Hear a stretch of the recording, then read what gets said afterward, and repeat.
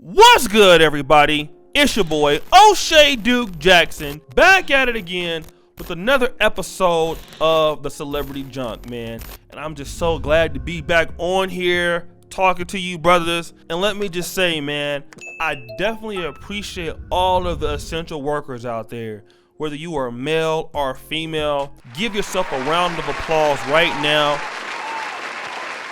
so that you really are appreciated. We need to all appreciate all of our truckers, all of our people in manufacturing right now, the people who are doing all of the things to keep the world going. I salute you, all right? But we do know that there are some people who are not essential workers right now, and those people could be, shit out of luck. Let's just be honest. We do have a lot of people who are vulnerable to this economy. The people who are in health, or the tech, or trucking, and stuff like that. They're doing okay right now. Some of them might even be doing great. But unfortunately, we do have vulnerable populations, as we always do in any kind of crisis, that are affected. And those people that are affected, in my opinion, are single women, or women that have children. All right.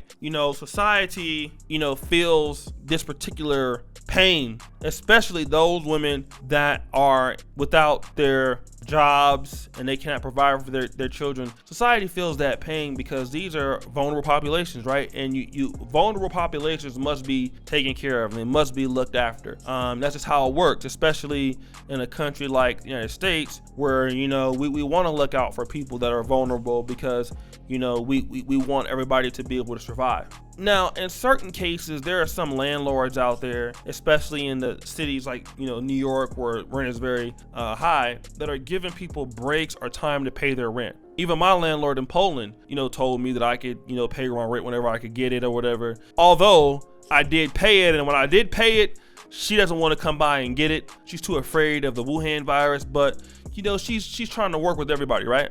But in certain cases, there are women who are going directly to their male landlords, and they are asking their landlords what they can do, okay? And there are situations, especially like in the UK, where, ladies are basically asking the landlords, and the landlords are talking about, what she's saying, what can she do? And the dude sends her a picture of the what.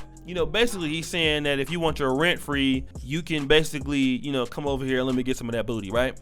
And so a lot of people are like being upset about this. And to be honest, if you're a landlord and you're asking for favors that are, physical intimacy of that desire, that's wrong. It's against the law. Okay, that's not business. All right. And women are gonna point that out. See, I can't pay my. Give me the sad music. See, I'm struggling right now, and I'm trying to find a way to pay my rent, and I'm going to ask him what I can do to pay my rent, and he's asking for sex, and oh my God, I just can't. I can't.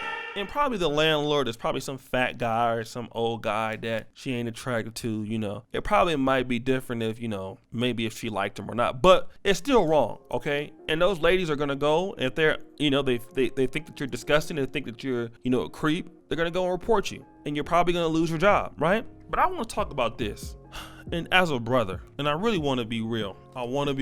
How many times have you been in a situation where a woman offers you something and it's her idea? You know what I'm saying? Like, we don't talk about that, do we? We don't talk about that. Do you know how many women are probably offering their services for rent? Like, look, I ain't got it right now. I don't have it right now. But, if I come over there and give you some of this, what? Can I get my rent paid? I mean, we all know it's happened so much, right? And I don't want to incriminate, myself or yourself, but we all know that, man. We've been hit up with that all the time. But see, the situation is that when women do it, we don't go out and tell nobody. We don't want to blow up the spot. You know what I'm saying? We don't want to blow up the spot when, women go out there and they do it and, all of that. We don't say nothing.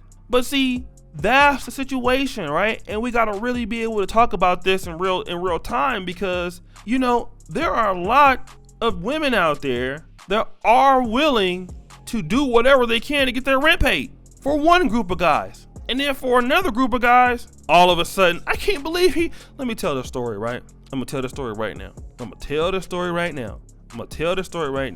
There was a lady who I used to work with, and she was quite, when I'm talking about big, I'm talking about quite big, man, like huge. She had to be about 300, 400 pounds, man. And I'm talking about like she was sweaty big. And there was a guy that was a supervisor. I want to say his name was Sheldon or something like that. And so Sheldon he got fired right when I came on. All right, got fired right when I came on. Once he got on, he was basically, you know, doing some sexual harassment type of stuff, right? He was basically talking to this one chick and all of this and that and all that kind of stuff. And, you know, he basically was telling the girl, like, you know, what he want to do to her or whatever. And like I said, this girl was, when I'm talking about big, she was big. Well, she didn't like Sheldon, so she basically told on him, right? Got him fired. Okay, they put up text messages, he got fired. But then we ended up being on the same team, me and my other partner named Jay, right? And Jay is like one of my best friends. He's a Filipino brother, but you know what I'm saying? I actually call him brother because he grew up around black folks. He's a Filipino, right? We all think that he black. That's how we grew up. We working on the same team, and she's offering him pretty much a BJ every day. And then she's talking about, man, you know, how she want to give me one. You know what I'm saying? But we never tell on her though. Like she doing the same thing, but see, the whole situation was she didn't like Sheldon. You know what I'm saying? She didn't think he was attractive. But when this comes to the guys she thinks she is attractive, she can go ahead and go there. It's no problem. All right? Let me use this rule. I'm gonna go to a guy, right? Give me the dating music, because I'm gonna go to a dude I just did a video about, brother Ibrahim. All right? Now he's a dating coach for women. No, a dating coach for men. Pretend, right? But he goes out and he bashes men on behalf of women. So I want to read this screenshot right here where it talks about, he says, now he actually got booked for an event by a female, okay? And the lady didn't want to pay him. She wanted him to smash, okay? Let me read this post what he says. Dating music. Stop booking me for your event, then trying to smash. Don't touch, grab, nor rub my forearm while you talk to me. You're not slick. I won't kiki with you. If you can't respect consent, I can't respect you. So basically, let me read his Instagram post. Go pull the whole Instagram post up right here, okay? Dating music. This pre-law hussy who smells like a wet golden retriever had the nerve to withhold my check for 3 months after I performed a motivational speak for her sorority founders day dinner. Stop the show. A motivational speak. I mean, nigga, you can't even spell, bro. But anyways. Should have withheld your money because you can't spell. When I asked her why, she said, you know, you claim to be all about women empowerment, but when I asked you back to my dorm room after the sorority dinner, you left my text on red, LOL.